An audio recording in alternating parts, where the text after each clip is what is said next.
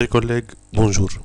Suite à la session de formation sur le logiciel de dimensionnement chaussée du mois d'avril 2010 en Tunisie, j'ai pensé qu'il serait intéressant de mémoriser les différentes étapes à suivre dans le calcul et le dimensionnement de chaussée selon la méthode rationnelle française sous forme d'une présentation vidéo. Alors pour cela, on va prendre un exemple qui a été donné par Monsieur Jean-Maurice Ballet dans les documents de formation. Donc l'exemple d'une structure bitumineuse épaisse, et on va détailler les différentes étapes de son dimensionnement, et on va adopter pour cela les données qui sont un trafic journalier en poids lourd de 500 poids lourds par jour et par voie. On va considérer que c'est une voie du réseau non structurant, donc VRNS. Une durée de service de la chaussée de 20 ans, un taux d'accroissement arithmétique du trafic de 2% et un seul support du type plateforme 2 avec un module de Young de 50 mégapascal. La première étape consiste à modéliser la structure. Dans notre cas, le fort trafic impose le choix d'une couche de roulement en béton bitumineux d'épaisseur 8 cm. L'inconnu du problème est alors grand H, l'épaisseur de la grave bitume, considérée ici du type GB2. En même temps, les interfaces sont supposées toutes collées. Les modules Young sont 5400 mégapascal pour le béton bitumineux semi-grenu et 9300 mégapascal pour la grave bitume 2. Le coefficient de Poisson, lui, il est pris égal à 0,35 pour toutes les couches. Alors maintenant, commençons par le calcul des contraintes et des déformations critiques dans la structure à travers le logiciel Alizé. Donc, sur le logiciel Alizé, on va faire Fichier, Nouveau, Structure. Pour ce qui est des interfaces, on va les mettre collées. Alors, la première couche, c'est du béton bitumineux d'épaisseur 0,08.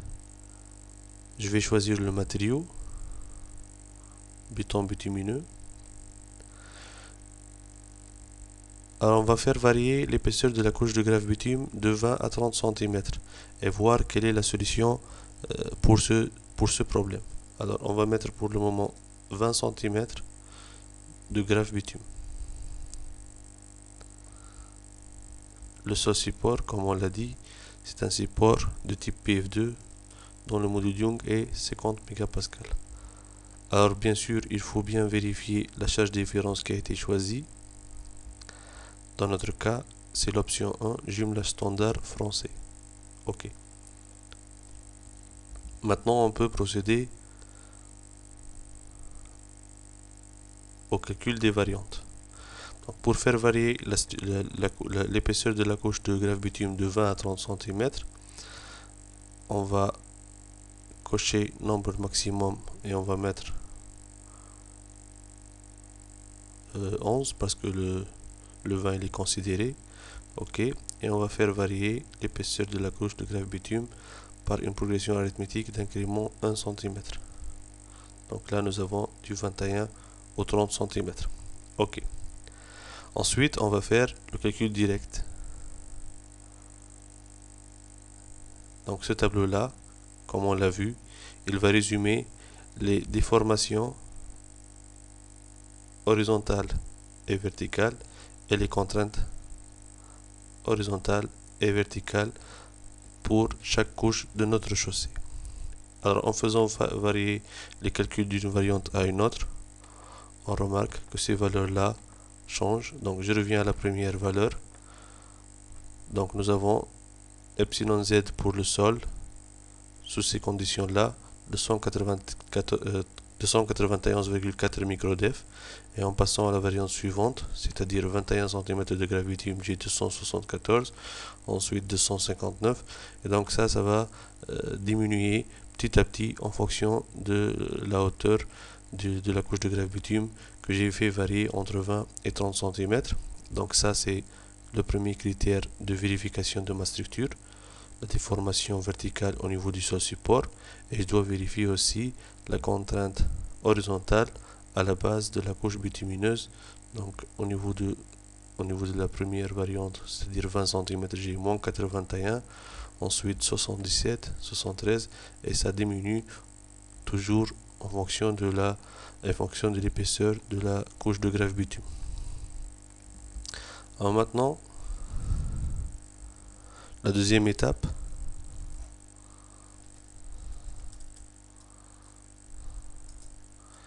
consiste à faire les calculs des déformations admissibles. On commence alors par le calcul du trafic équivalent NE est égal à MJA fois 365 fois N fois 1 plus N moins 1 fois taux sur 2 multiplié par le coefficient d'agressivité moyen. Et l'application numérique me donne que le nombre de poids lourds est égal à 4,343 millions de poids lourds. Alors ça, c'est le trafic équivalent total, qui va être multiplié par la suite par le coefficient d'agressivité moyen. Et dans notre cas, c'est une voie du réseau non structurant. Donc on va prendre un coefficient d'agressivité moyen pour la GB2 de 0,5 et un coefficient d'agressivité moyen pour le sol de 1. On en déduit que pour la grève bitume, j'ai un trafic équivalent de 2,171 10 puissance 6 essieux de 13 tonnes.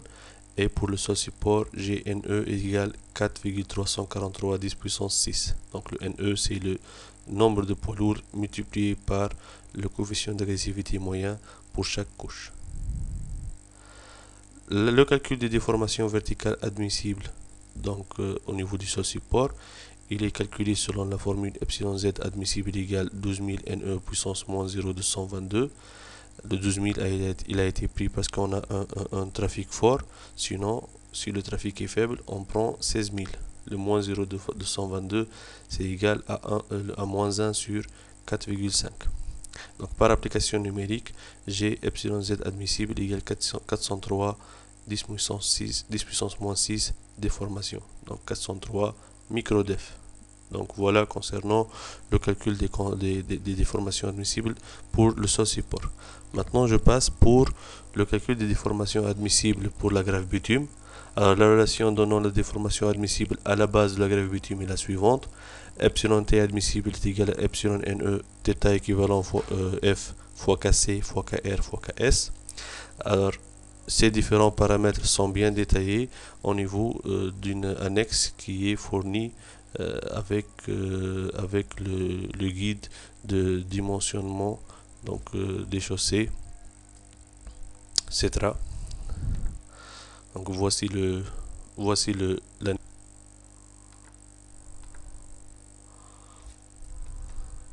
donc c'est un aide-mémoire annexe au guide technique conception et dimensionnement des structures de chaussée.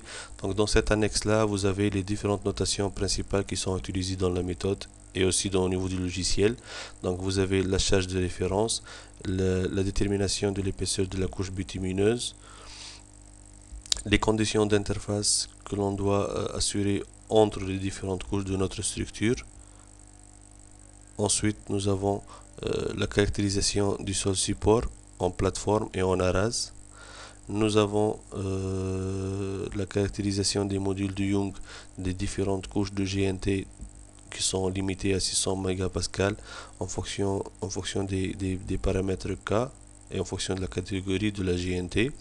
Nous avons aussi les paramètres pour le coefficient de Poisson, les modules de Young pour les matériaux bitumineux, les matériaux traités au liant hydraulique et les bétons de ciment.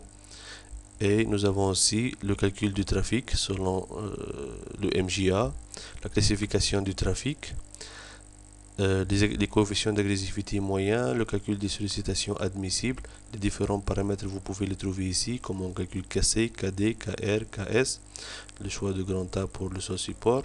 Vous avez les différents paramètres pour caractériser la fatigue des matériaux bitumineux, les matériaux traités au liant hydraulique et les bétons de ciment. Vous avez les valeurs du risque en fonction du trafic, en fonction de la structure qui va être adoptée, les valeurs de U qui est un paramètre associé au risque, quelques relations diverses et les paramètres de prise en compte du gel et de dégel qui n'est pas détaillé dans cette formation. Donc il suffit de suivre les lois données pour le les coefficients de calage, les contraintes admissibles et les déformations admissibles pour avoir les résultats que je suis en train d'exposer ici.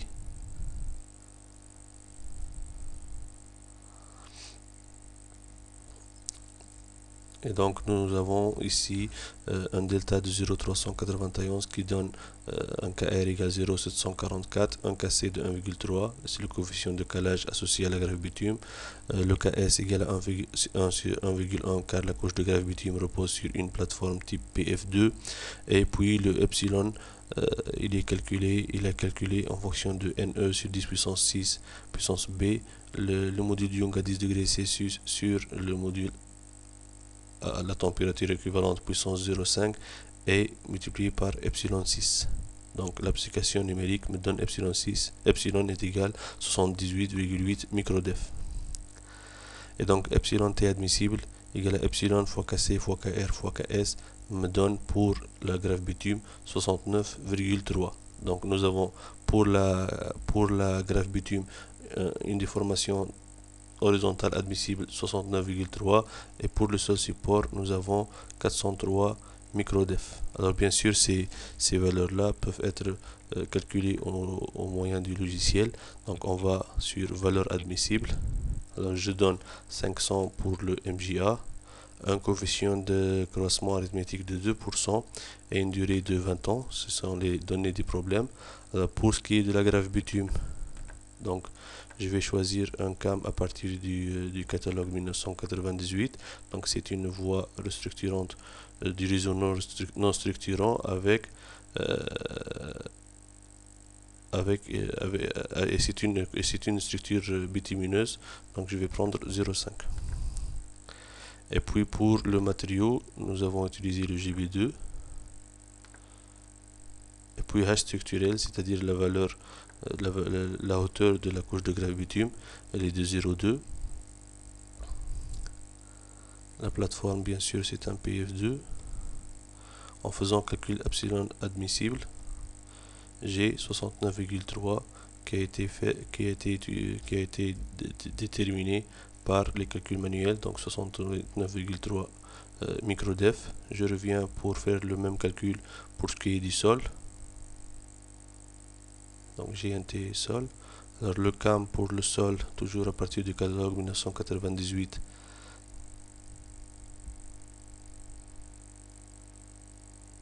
C'est un trafic supérieur à TC3. OK. La bibliothèque de matériaux, je vais choisir le sol PF2 avec un trafic fort supérieur à 250 000 passages de l'essieu de 13 tonnes. En faisant calculer epsilon Z admissible, j'ai le 403,3 pour la déformation verticale admissible du sol qui a été aussi déterminé par le calcul manuel, 403 microdef. Donc voilà, le calcul peut se faire facilement moyennant le logiciel des contraintes admissibles pour vérifier l'éventuel calcul manuel. Alors maintenant, ce qui nous reste, c'est de vérifier les critères de dimensionnement, c'est-à-dire avoir une contrainte et une déformation horizontale admissible supérieure à la contrainte calculée au niveau de la structure à la base de la couche bitumineuse et une déformation verticale au sol inférieure à epsilon z admissible. Donc j'ai pour mémoire 403 pour le sol support et 69,3 pour la grève bitume. Donc en faisant calcul direct, charge de référence, j'ai toujours ici pour mémoire les valeurs que j'ai trouvées. Donc pour ce qui est de la couche de grève bitume à 20 cm, j'ai 291 microdef pour le sol support et 81,6 pour le epsilon t pour la grève bitume. Alors pour le sol support, c'est vérifié. Mais pour la grève bitume, ce n'est pas vérifié. Donc je dois passer à la variante suivante. 77,2, toujours supérieur à 69,3, 73,1, 69,2. Donc 69,2, ça me convient. Il est inférieur à epsilon t admissible 69,3 et je vérifie que pour le support j'ai 245,2 qui est bien inférieur à 403,3 microdef. Donc la solution de mon problème c'est d'adopter une couche de graphe bitume de 23 cm, une couche de béton bitumineux de 8 cm reposant sur le sol du type plateforme.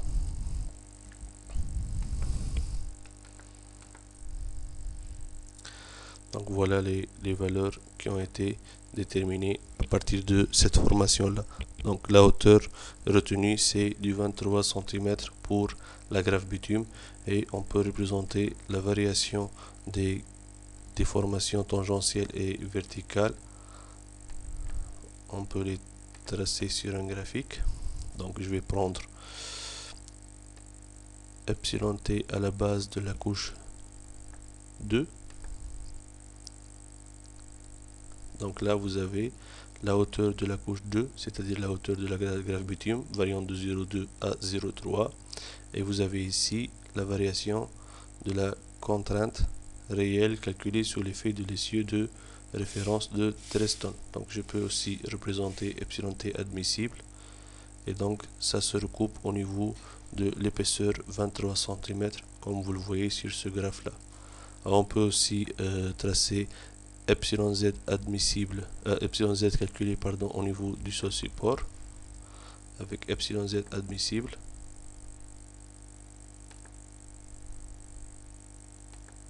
qui est de 403 et donc qui ne figure pas au niveau de la légende parce qu'il est bien supérieur aux valeurs données au niveau du calcul réel. Donc le critère le plus important à vérifier dans notre cas, c'est epsilon t de inf, c'est-à-dire la déformation tangentielle à la base de la couche 2 qui nous impose le choix d'une couche de graphe bitume de 23 cm. Voilà. Merci pour votre attention.